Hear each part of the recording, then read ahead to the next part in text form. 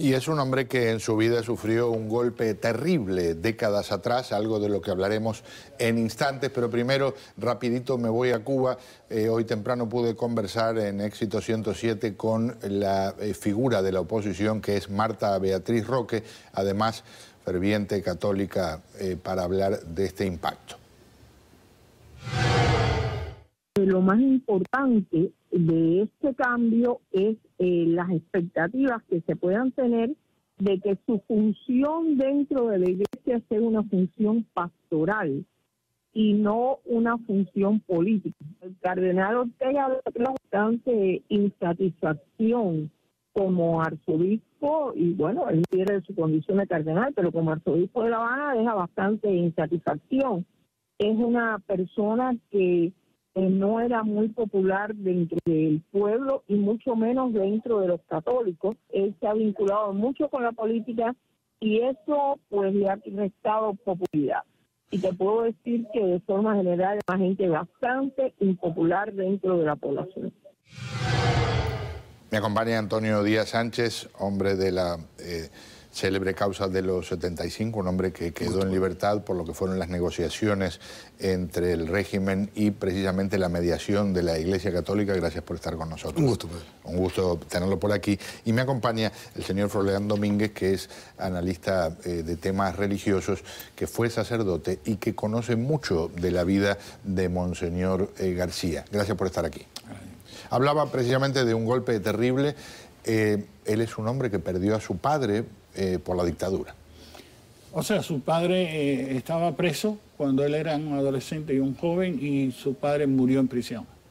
Eso significó que la familia quedaba desamparada y él se disponía a dejar el seminario para empezar a trabajar dentro de aquella sociedad que discriminaba tanto a la familia de los presos políticos.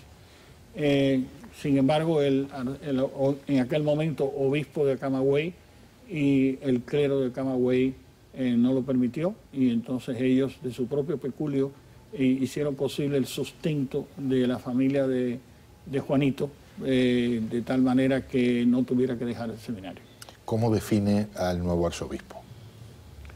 El arzobispo tiene una trayectoria de un hombre muy cercano a la gente, con un sentido pastoral muy al estilo del Papa Francisco.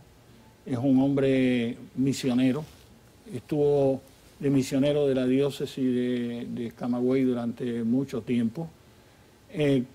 Por supuesto, muy cercano a las necesidades y al modo de pensar de la población cubana. Él es un hombre de Dios, es un hombre de iglesia, es un hombre de una doctrina muy sana, de una conducta irreprochable. Si quiero buscar una palabra, yo tendría que decir que es un hombre íntegro en todos los sentidos de la palabra. ¿Qué piensa Antonio de este cambio que representa, y por supuesto alguien que salió de la cárcel en el marco de un proceso que de alguna forma la mediación fue liderada por el hombre que hoy se retira formalmente, que es el cardenal Ortega?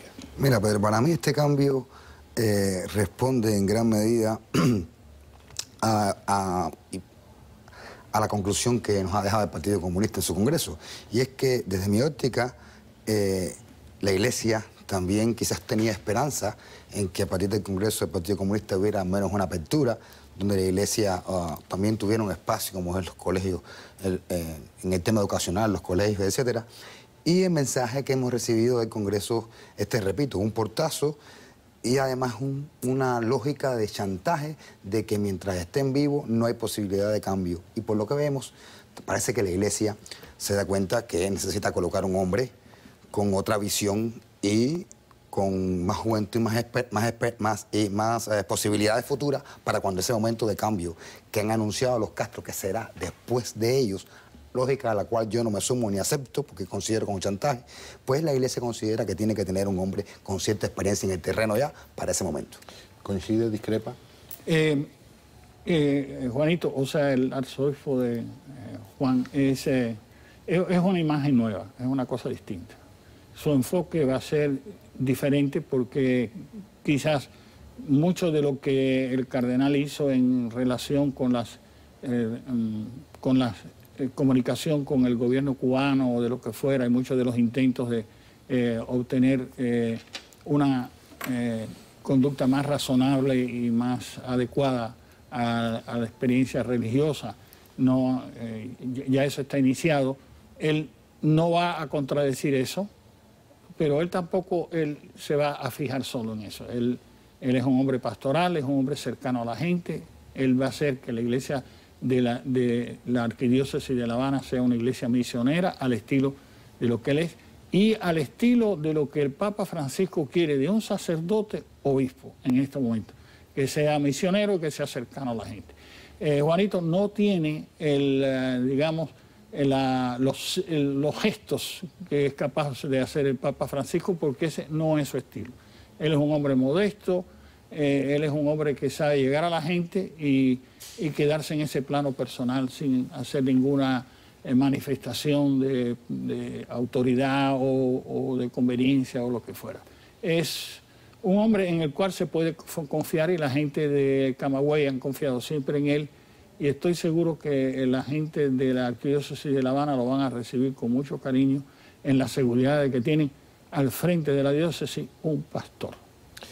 Antonio, si le toca escribir un párrafo o dos de lo que representó el cardenal Ortega en su vida, o en todo caso lo que piensa representó para Cuba, ¿qué escribe? Mira, primeramente te voy a decir que tengo dos experiencias. Primero, como bien tú sabes, yo soy parte del Movimiento Cristiano de Liberación. Un movimiento que, aunque para muchos consideraban que teníamos un gran vínculo con la Iglesia, lo cierto es que, a pesar de que la mayoría éramos católicos, o que somos católicos, no buscábamos nuestro espacio dentro de la Iglesia.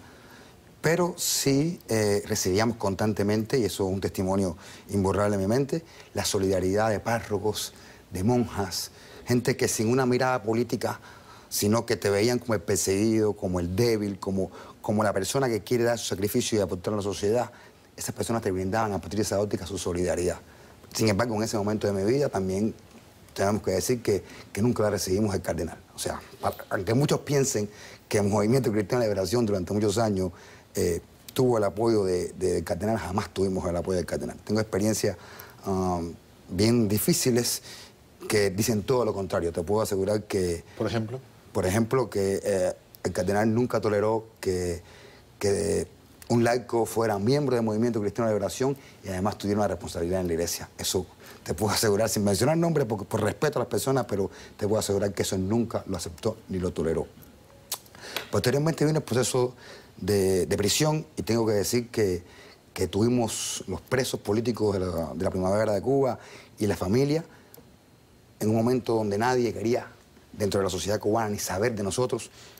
Creo que muy pocos, como la Iglesia, se mantuvo acompañando a nuestra familia, acompañando a los presos en las prisiones. Yo recibí en mi primer cumpleaños en prisión la visita de Monseñor Peña en Holguín, que le dijo al jefe de reeducación, hacía 40 años que no podía visitar a un preso, y con el caso nuestro se lo concedieron la visita, y estaba muy contento precisamente, no porque estuviéramos presos, sino porque podía entrar nuevamente a la prisión a visitar presos.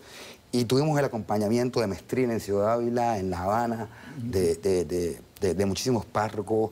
El párroco de la iglesia donde yo pertenecía era un francés que recibió la detención de nosotros y nunca la aceptó. Y mostró cara dura y alzó su voz.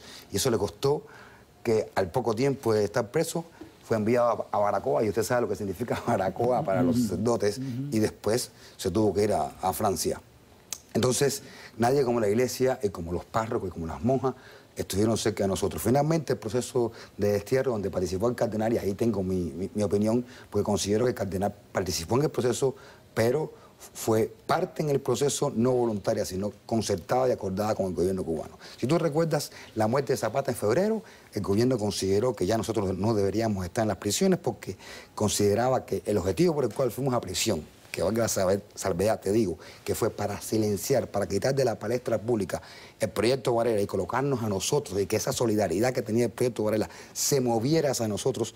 Después de 7 años ya ese objetivo estaba cumplido. De manera que ya tenía a Alan Gros preso, y que consideraba que era necesario salir de nosotros para concentrarse en Alan Gros, que al final fue el que le dio el resultado. Y entonces creo que Después de Zapata, el gobierno reprimió y reprimió con la intención de llamar la atención, con la intención de mover el tema, y es donde aparece el cardenal moviendo el tema de la salida de nosotros a la prisión. Tengo que decir que irremediablemente fue un papel importante porque se convirtió en el puente entre los familiares y el gobierno, pero que creo que fue motivado por el gobierno, la participación del cardenal. Redondeo con algo precisamente del cardenal Jaime Ortega hablando del tema de los presos. Les agradezco a ustedes profundamente su presencia aquí. Por supuesto habrá mucho para conversar cuando ya veamos en la práctica esta nueva etapa, este borrón y cuenta nueva, si se quiere, en el Arzobispado de La Habana. Muchísimas gracias.